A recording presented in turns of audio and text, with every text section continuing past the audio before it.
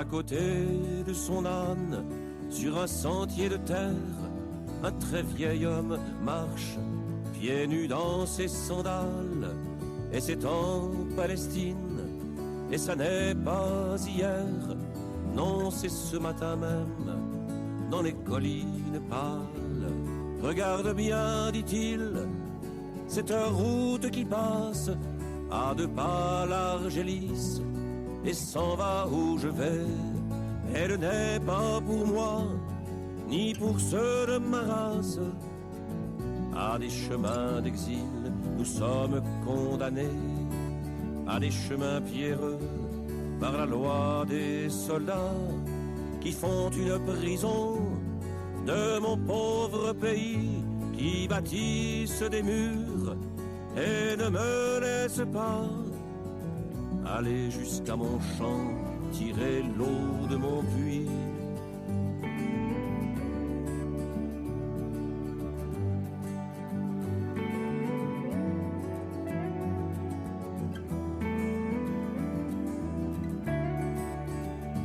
Regarde bien, dit-il, dans l'or de la vallée, le père de mon père et son père avant lui, patient pareillement, élevait l'olivier.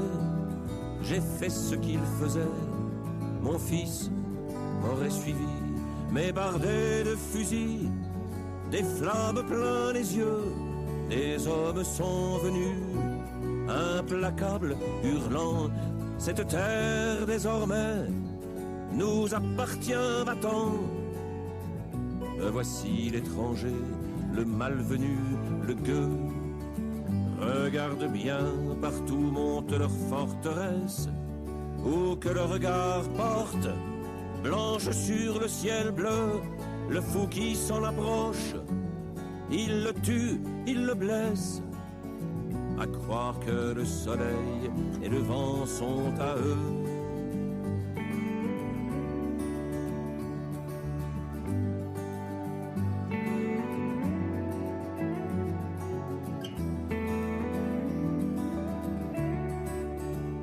Sur le chemin montant, le vieil homme s'arrête. Ils ont les bulldozers, les blindés, les canons. Je n'avais que ma sueur, ma bête et ma charrette, et mes seules mains pour défendre ma maison. Ils ont le feu du ciel, les bombes et le vacarme contre l'acier brûlant. Que peut un cœur qui bat, et je n'ai plus de toi, et je n'ai plus de larmes, mais suis encore debout. Et je resterai là. Le vieux ajoute encore, et c'est aujourd'hui même, avant de s'en aller, sans plus se retourner, avant de disparaître, au tournant du sentier, quand tu retrouveras au loin les gens qui t'aiment, offre-leur de ma part des paroles de paix.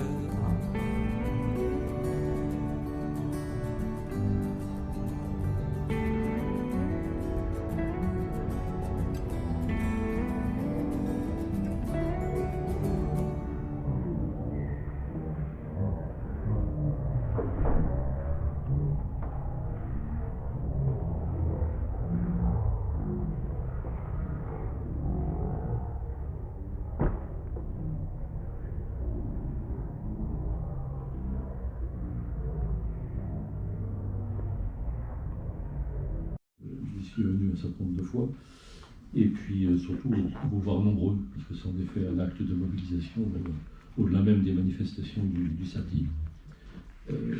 Alors, un tout petit peu évoqué, évidemment, j'ai été longtemps responsable de politis, j'en suis toujours le conducteur, le matérialiste, mais j'ai surtout une relation intime avec cette région du monde, le Proche-Orient. Je ne vais pas vous raconter ma vie, mais ça m'a permis d'y aller souvent, d'y connaître toujours beaucoup de monde, d'avoir toujours un défilé d'anciens trotskars israéliens à la maison quand ils passent, quand ils viennent, et qui sont des gens qui sont très vertébrés, très structurés, qui n'ont pas fléchi du tout.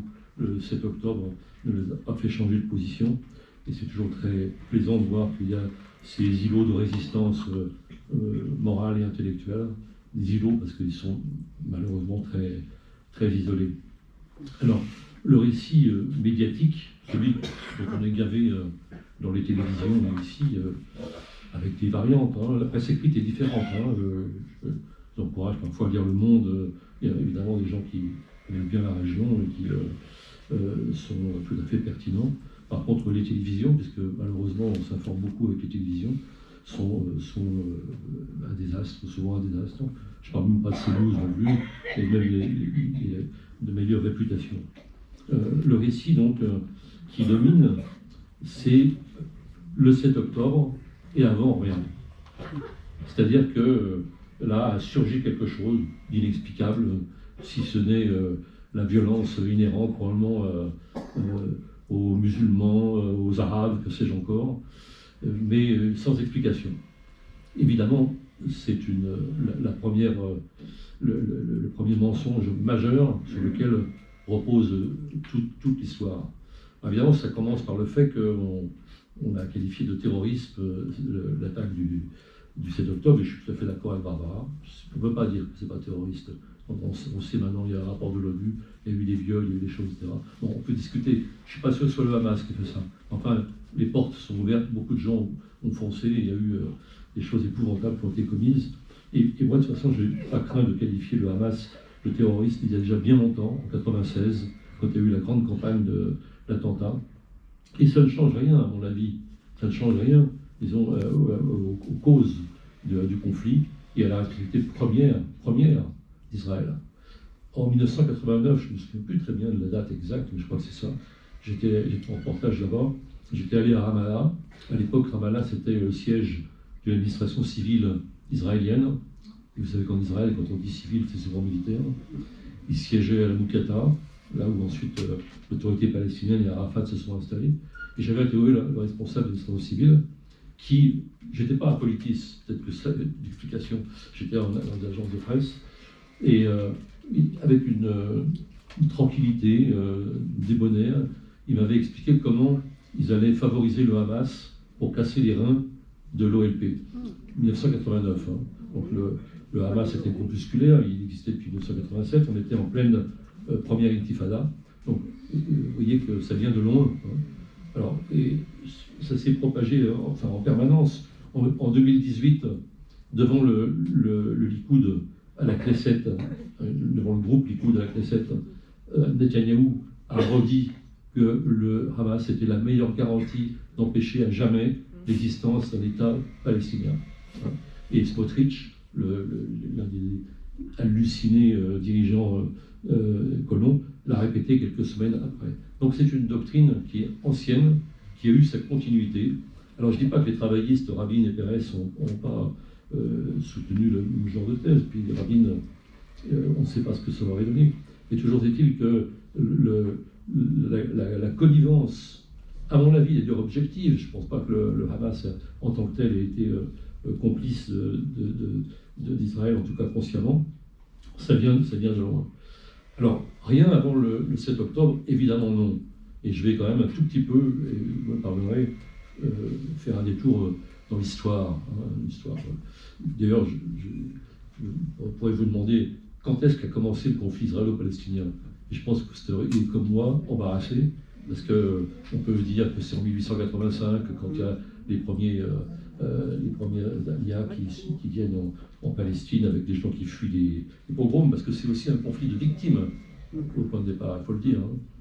Vous pourriez dire que c'est la déclaration Balfour en 1917, vous pourriez me dire que c'est la grande révolte arabe de 1936, vous pouvez me dire évidemment que c'est le vote de partage de 1947, et puis la proclamation unilatérale, car c'est pas comme ça que ça devait se passer. Hein. Ben Gourion a proclamé Israël, alors que l'ONU lui avait dit de ne pas le faire, il devait y avoir encore des commissions, des négociations, etc. Donc, et puis ensuite, effectivement, des villages qui ont été rasés, qui ont été brûlés, des gens qui ont été poussés à l'exil dans des conditions d'une extrême violence, etc. Voilà l'état de début possible à ce conflit.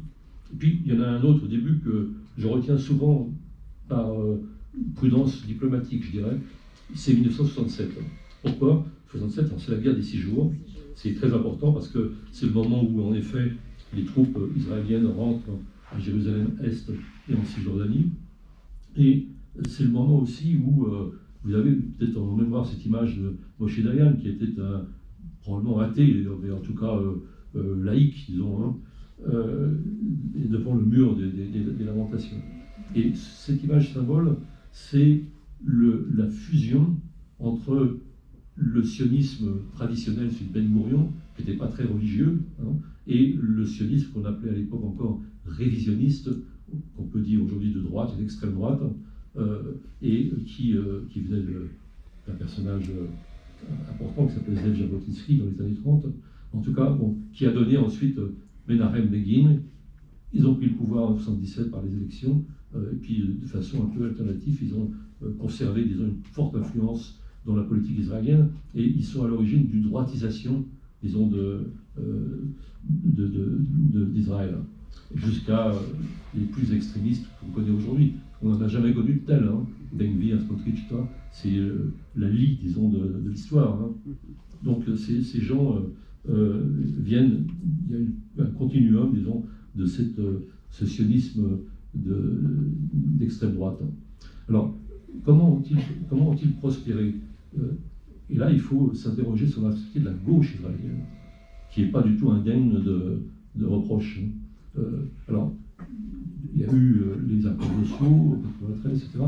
Rabin a joué assez courageusement, disons, sa partition. Il en est mort, tué par un extrémiste juif. Ensuite, Pérez, alors que les sondages étaient très favorables à l'accélération du processus d'Oslo, il a été contre finalement ce processus en faisant assassiner un dirigeant du Hamas, etc. Et puis Netanyahou gagne les élections en 1996 et la droite revient. Bon, il y a eu la petite parenthèse d'Ehud Barak, mais qui était un homme de gauche comme je suis évêque, et qui en fait a été l'homme de, j'espère que je ne contrarie pas des convictions chrétiennes dans la salle, qui a été l'homme, disons, de Camp David en 2000. Alors, ce qui est important, c'est de voir, et je soutiens cette thèse depuis très longtemps, et en la démontrant, que le Hamas, qui était groupusculaire, quand je raconte mon histoire de 1989, il est devenu majoritaire en 2006 à des élections. Et qu'est-ce qui se passe entre-temps? La croissance du Hamas suit de façon quasi arithmétique la trahison des accords d'Oslo par Israël. Alors ça commence, je ne vais pas vous la faire courte comme on dit, c'est-à-dire que ça commence à Hébron avec le massacre des musulmans au caveau des patriarches. C'est pas tellement le massacre lui-même qui a froissé des sensibilités ici, qui a été révoltant pour les Palestiniens, que le fait que le lendemain, quand ils ont demandé que la colonie juive de Hébron, qui est la pire de toutes, soit démantelée, Rabin s'y est opposé et on a même tiré sur les manifestations de Palestiniens. Ça a été le comble. Là, le Hamas a fait une percée, disons, d'audience dans la population palestinienne. Et puis il y a eu en effet le massacre, l'assassinat d'un dirigeant ordonné par Pérez en janvier 1996 et une campagne d'attentats par le Hamas. Et donc la population, l'opinion publique israélienne, qui était un an plus tôt très favorable aux accords, s'est retournée et est devenue très hostile aux accords. Et puis nous arrivons à 2000. Je m'attarde un tout petit peu là-dessus parce que je pense que c'est vraiment quelque chose de capital pour comprendre l'histoire d'aujourd'hui. 2000, c'est la négociation, la fausse négociation de Camp David en juillet 2000, où Arafat est convoqué par Clinton et par Ehud Barak, donc l'Israélien de l'époque. Et en gros, en une semaine, ces gens ont décidé qu'on allait solder le conflit et on lui fait signer, enfin on veut lui faire signer une carte de la Palestine qui n'est plus du tout celle qu'il avait signée en 1993. Et il y avait 115 000 colons en 1993 quand il a signé les accords d'Oslo. Là, on lui propose une carte où il y a 195 000 colons et ça continue de galoper. Il s'y refuse et il devient en effet le paria, celui qui refuse l'offre généreuse qui n'a jamais existé, etc. Bon. Et là, il y a une vraie cassure, une double cassure, d'une part parce que le Hamas prend pratiquement le pouvoir, pas encore, mais dans l'opinion palestinienne, devant la faillite, ce qui est interprété comme la faillite de ceux qui avaient fait confiance à Israël, ceux qui avaient tendu la main à Israël, ceux qui avaient accepté de donner 28% du territoire, 22% du territoire de la grande Palestine mandataire à Israël. Donc le Hamas, en effet, prospère sur cet échec.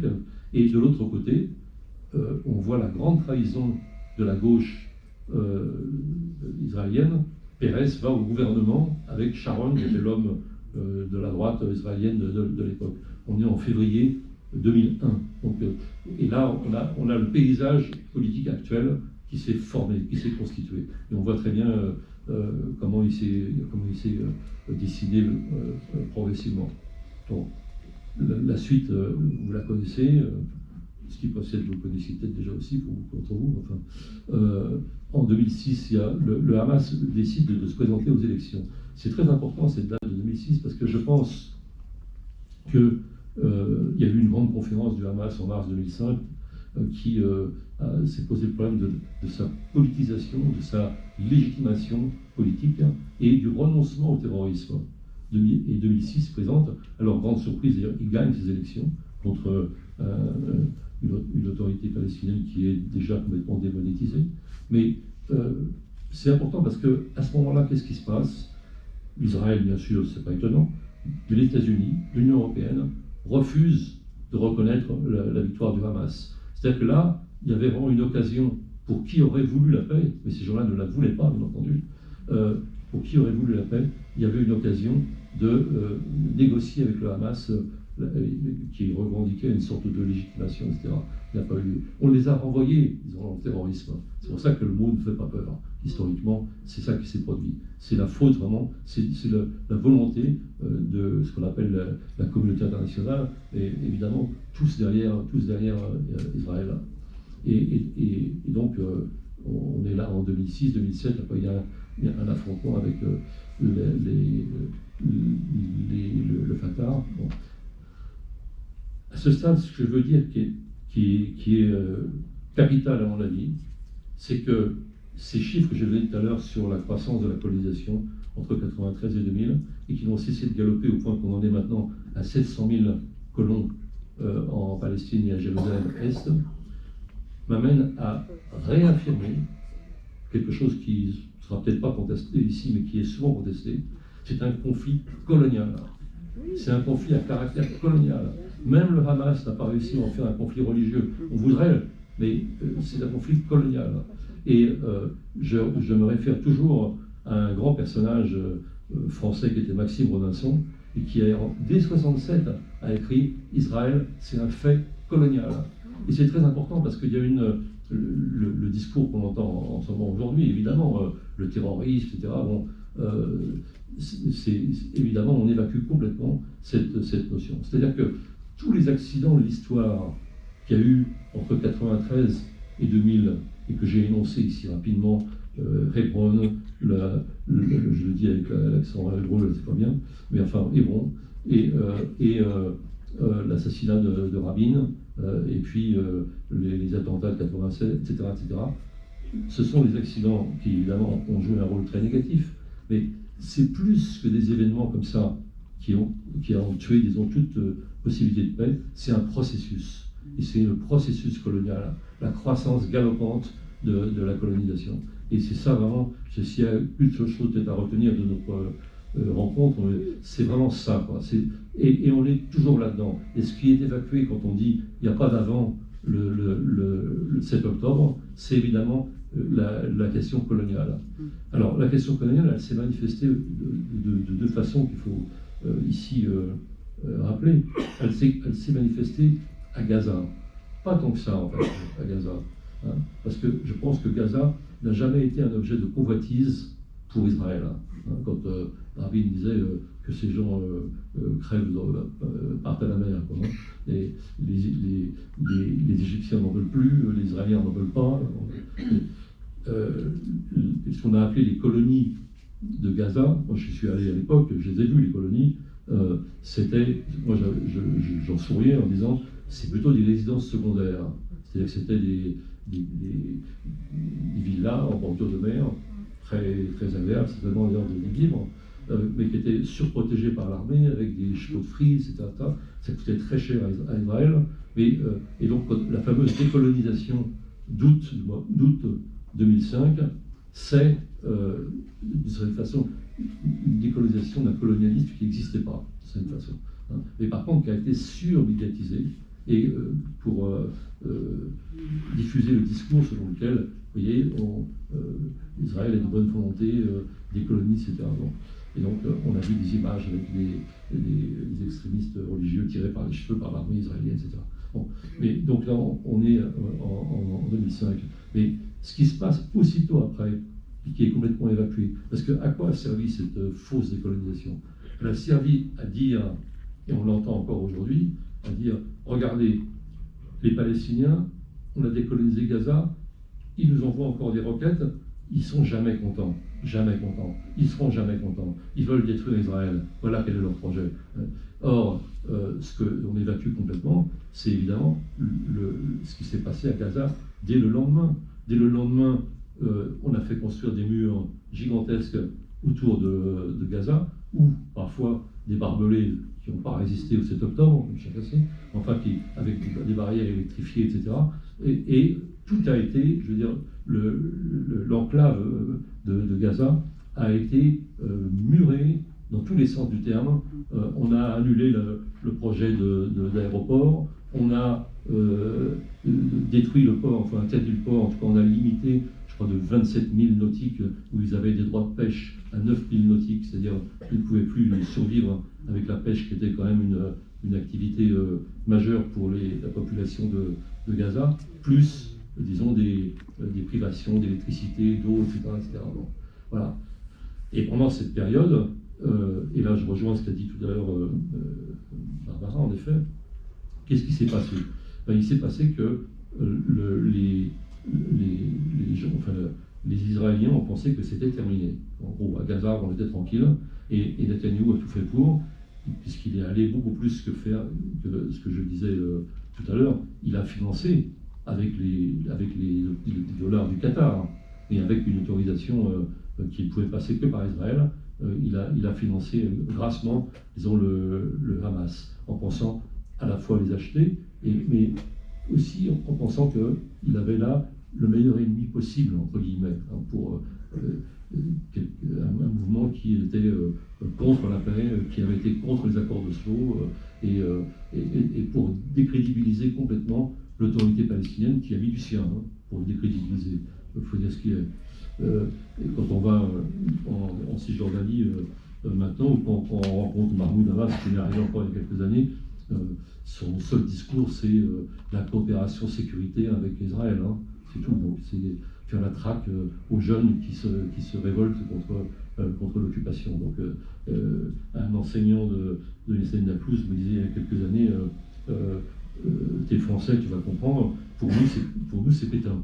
Hein, donc voilà, ça ne doit pas être beaucoup plus sévère que ça. Je ne reprendrai même pas le mot à mon compte parce que je ne suis pas sûr que ce soit juste. En tout cas, voilà comment c'est ressenti. Donc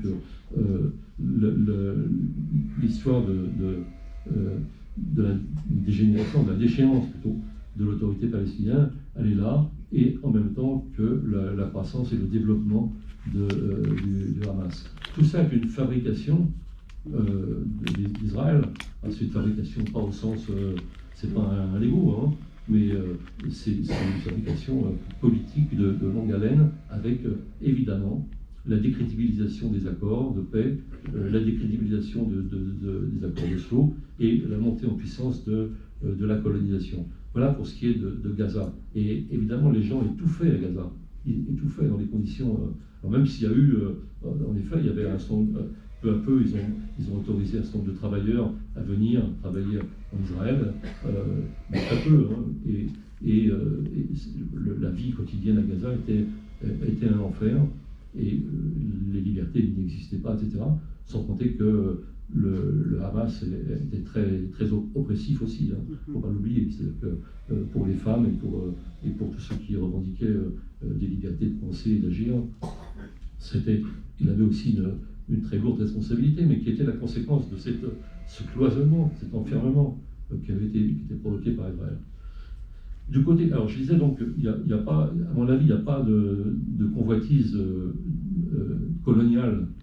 Il y a eu, bon, mais pas vraiment une volonté de s'emparer de Gaza par Israël, plutôt de s'en débarrasser. Hein. C'est plutôt une politique d'endiguement, endiguer toute possibilité de rébellion à Gaza, ce qui, encore une fois, a gravement échoué le 7 octobre.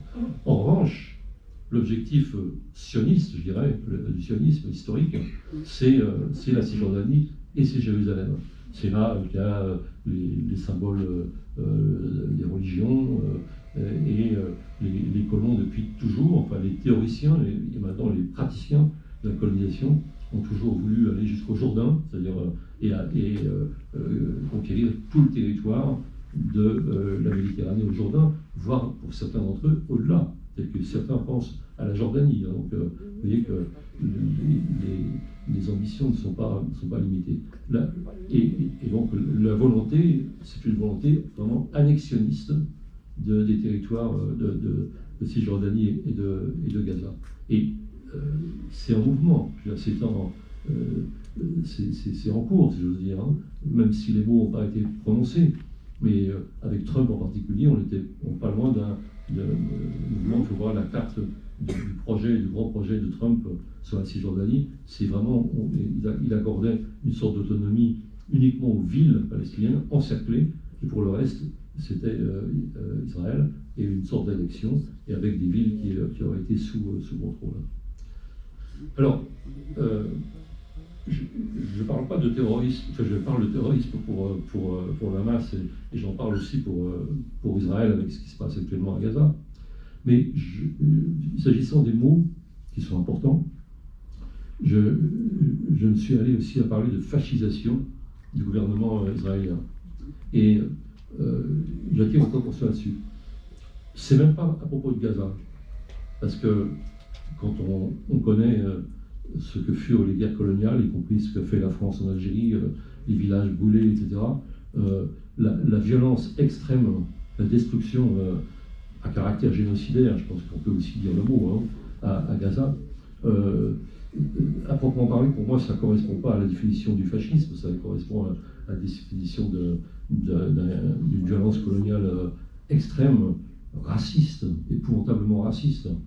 Mais en revanche, ce qui se passe en Cisjordanie, là, on est dans quelque chose qui s'apparente à du fascisme. Et je m'explique. Les colons ont toujours fait des tentatives de pogrom contre les Palestiniens en Cisjordanie, etc. Mais aujourd'hui, leurs milices, qui existent toujours, c'est plus des milices qui sont les leurs seulement. Ils sont ministres. C'est-à-dire qu'il y a une fusion entre le gouvernement israélien et les milices privées des colons. Et quand ils vont détruire des villages et propager le feu et le sang dans les villages palestiniens, ils ne le font plus pour leur propre compte, si j'ose dire. Ils le font en fusion avec l'armée israélienne qui est avec eux et qui, lorsque les Palestiniens jugent le bout de l'oreille, tire sur les Palestiniens. Là, on a quelque chose qui rappelle, sans vouloir faire, je me méfie aussi des grandes références historiques qui sont toujours très difficiles, mais ça, c'est vraiment la définition pour moi du fascisme, c'est-à-dire où un État est privatisé par des milices, etc. Bon, vous savez, je ne sais pas, peut-être pas le redire publiquement, mais enfin, les SA, c'était ça, hein. C'était ça. Bon, la comparaison s'arrête là. Je me méfie de ces abus de langage. Donc, on est dans cette fascisation. Et ce qui est terrible dans cette histoire, je reviens encore à la gauche israélienne. La gauche israélienne, mais pas seulement la gauche politique. La gauche israélienne, la gauche politique, je l'ai dit, en 2001, elle rentre dans le gouvernement de Sharon, et à ce moment-là, il y a une partie de la population, peut-être même majoritaire, je ne sais pas, israélienne, qui devient orpheline de toute représentation politique. C'est donc très important. C'est pour ça que j'ai insisté sur le camp David 2000, 2001, etc. Orpheline, il n'y a plus de représentation politique. Il y a encore des mouvements, évidemment, qui sont infiniment respectables, des ONG, etc. Donc, des mouvements, j'en connais, j'ai beaucoup d'amis qui font ça, des mouvements de femmes aussi qui se réunissent avec des femmes palestiniennes, même si c'est de plus en plus difficile actuellement. Enfin bref, tout ça existe. Mais la représentation politique, le parti socialiste, le parti travailliste, la grande gauche traditionnelle, elle n'existe plus. Elle a été minorée considérablement par cette trahison. Mais ce n'est pas seulement de ces gens-là dont je veux vous parler, mais de l'opinion publique, de toute façon. C'est-à-dire une partie de l'opinion publique qui est tombée, disons, dans le piège du discours ambiant. Et ce discours ambiant, c'est, Barbara l'a dit tout à l'heure, c'est réglé. Le problème, il est réglé. Il n'y a plus de conflit israélo-palestinien. Et de bas en haut et de haut en bas, ce discours s'est propagé. C'est-à-dire, l'autorité palestinienne est dans la décadence la plus totale. Le Hamas est un ennemi sûr, parce que c'est un tel repoussoir que c'est une sécurité pour Israël. C'est le paradoxe, mais on peut le dire comme ça. En haut, donc de bas en haut et en haut, ça donne les accords d'Abraham, c'est-à-dire où Trump, Netanyahou signent des accords avec les États arabes. Tu me dis s'il faut que je me taise, non pas encore. Bon. Et les accords d'Abraham, donc avec les Émirats arabes unis, et en particulier, mais d'autres pays aussi, mais l'Arabie saoudite était dans l'ombre, mais s'y refusait encore d'un point de vue, je dirais, pratique. Mais on voit très bien que l'abandon de la question palestinienne par les capitales arabes, un abandon qui ne date pas uniquement des accords d'Abraham, parce que les accords entre Sadat et Begin en 1970-19, le premier camp David, ce sont les accords qui se passent sur le dos des Palestiniens, c'est-à-dire qu'ils font la paix, l'Égypte et Israël, sans évoquer quasiment le sort des Palestiniens. Donc c'est déjà les prémices, l'Égypte et ensuite la Jordanie sont récompensés par une aide massive des États-Unis, une aide financière dont ils ne peuvent plus se priver, et qui fait qu'ils ne céderont pas, ils ne reviendront pas à la question palestinienne, au-delà du fait qu'ils ont une opinion publique qui est, elle, très mobilisée et toujours très sensible à ça. Donc voilà, donc l'opinion israélienne est devenue indifférente. Alors, Israël, c'est deux pays, hein. C'est petit, mais ça fait quand même deux pays. Il y a Jérusalem, la religieuse, comme on dit, hein, tout à fait proche, disons, des Palestiniens, et donc très hostile, souvent très raciste. Tout ça. Je ne dis pas que j'ai des bons copains qui habitent là, mais qui ne sont pas forcément racistes. Mais Tel Aviv, c'est un autre pays qu'on va avoir. Hein. C'est une ville occidentalisée, on regarde vers l'ouest, c'est une ville jeune, agréable. En fait, c'est la haute technique, la technologie, etc., le high-tech dans lequel Israël brille. Hein. Et donc, ces deux pays, les uns sont restés très hostiles, parce qu'ils ont eu en plus de temps en temps des attentats, il y a eu la période des attentats au couteau, etc. Et les autres, totalement indifférents et persuadés de bonne foi que c'était fini, qu'on ne pourra plus parler.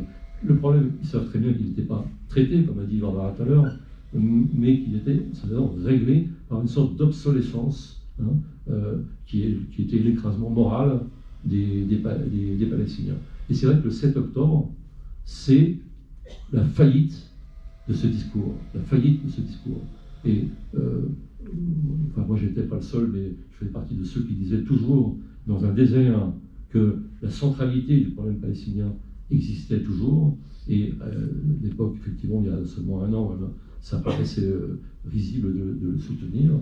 Aujourd'hui, on voit très bien. Alors, si le Hamas, et j'aurais pu le dire comme ça, a remporté une victoire, c'est que effectivement le dossier palestinien a été remis au-dessus de la pile, là, pour le coup. Et sacrément. C'est-à-dire que tout le monde sait qu'il va falloir faire quelque chose pour traiter la question palestinienne et pas espérer qu'elle s'éteigne d'elle-même. Mais pour continuer sur cette histoire de l'opinion plus ou moins de gauche, centriste, etc., enfin molle, disons, d'Israël, il y a eu les grandes manifestations contre la réforme judiciaire. Et il y avait très très peu de banderoles. Moi j'ai vu une photo d'une banderole qui disait nous n'avons pas voulu voir, en hébreu, nous n'avons pas voulu voir la colonisation et maintenant nous perdons la démocratie. Ça c'était costaud, mais c'était rare, c'était isolé. Ils n'étaient pas attaqués dans les manifs, mais ils étaient quand même très seuls. Hein. Et les gens ne voulaient pas, les organisateurs et puis les gens ne voulaient pas aborder la question palestinienne. Alors l'excuse c'était il ne faut pas parce que ça va diviser. On va avoir moins de... Mais le problème c'est que ce qu'ils n'avaient pas perçu, et ils n'avaient plus tellement de politique pour leur expliquer, c'est que cette question des réformes judiciaires était née de la question palestinienne. C'est-à-dire que c'est les colons qui ont inspiré cette réforme. Et pourquoi l'ont-ils inspiré?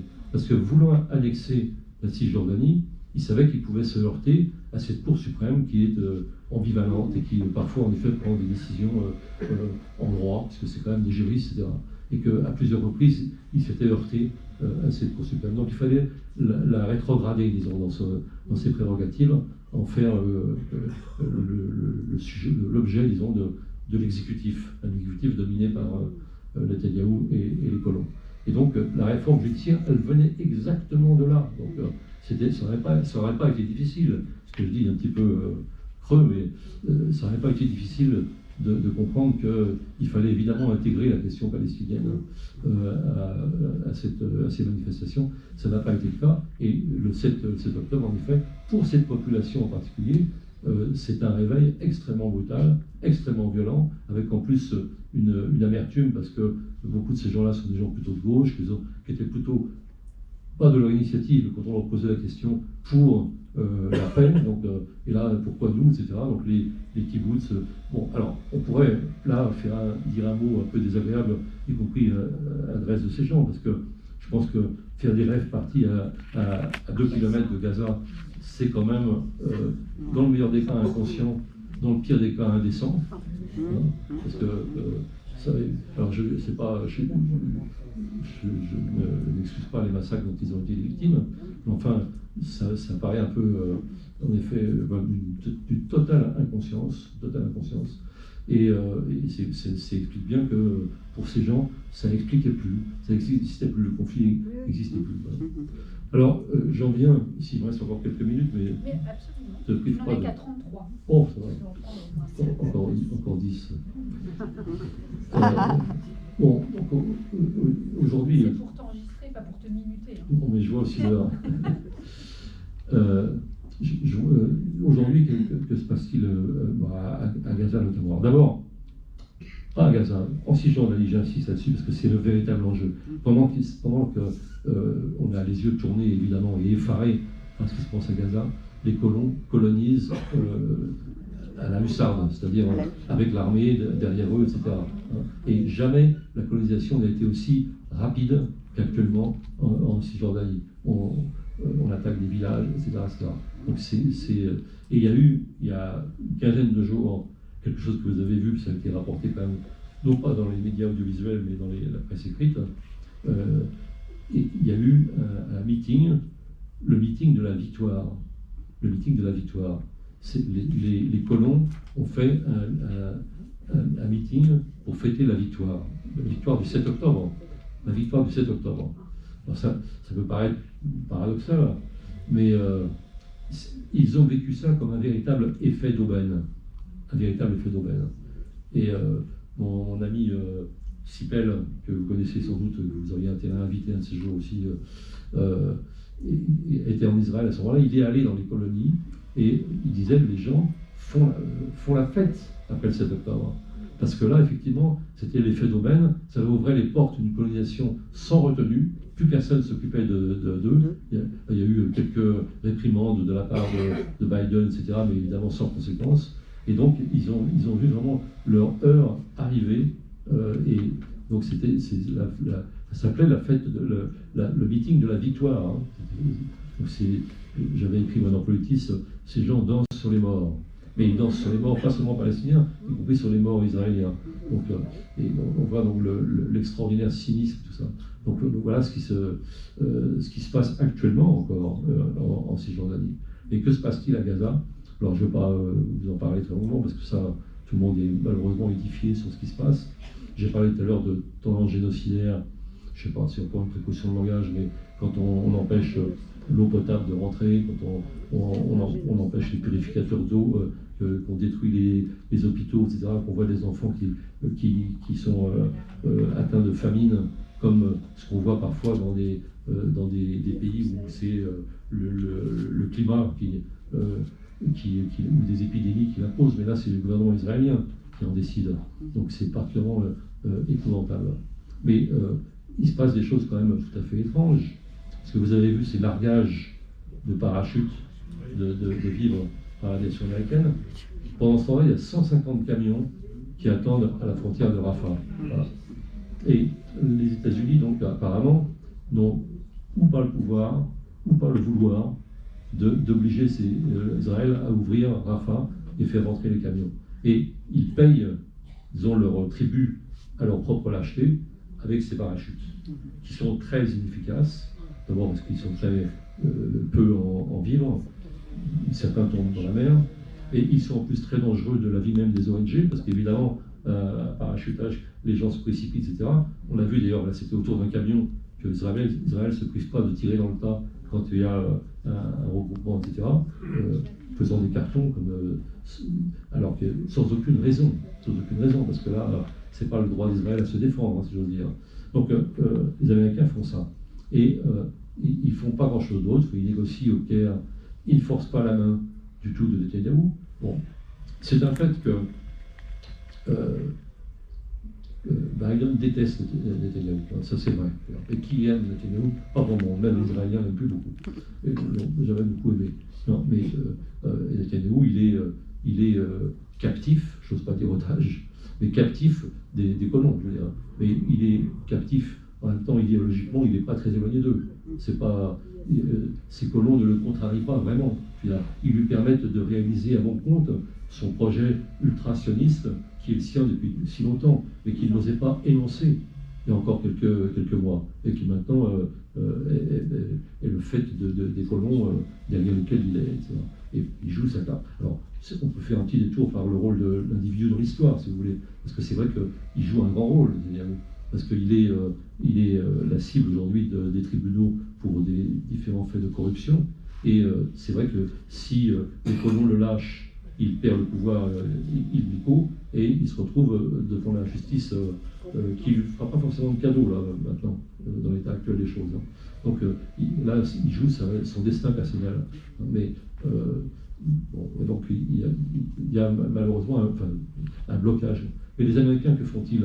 Alors, bon, j'ai écrit, je sais pas, ça fait une semaine ou 15 jours là-dessus. Il y a un plan américain.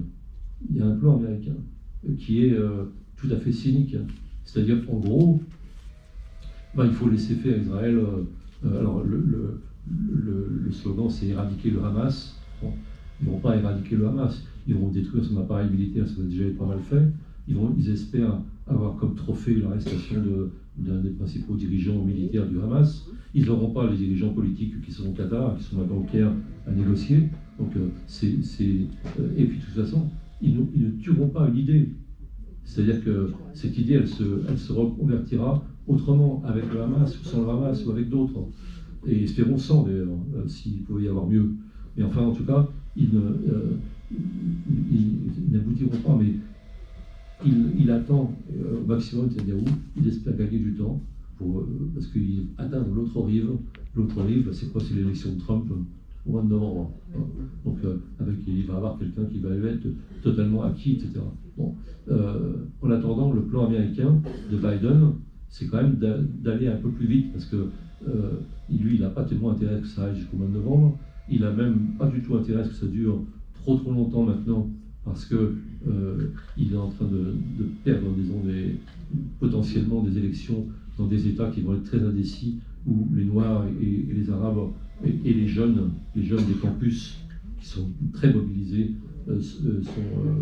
capables, disons, de lui infliger des défaites dans des États où ça se joue, vous savez, les fameux swing states, où ça se joue à très peu. Donc il voit très bien ça. C'est la raison pour laquelle je crois, enfin, ça c'est mon analyse, mais il a fait donner Kamala Harris il y a une semaine pour dire cessez le feu.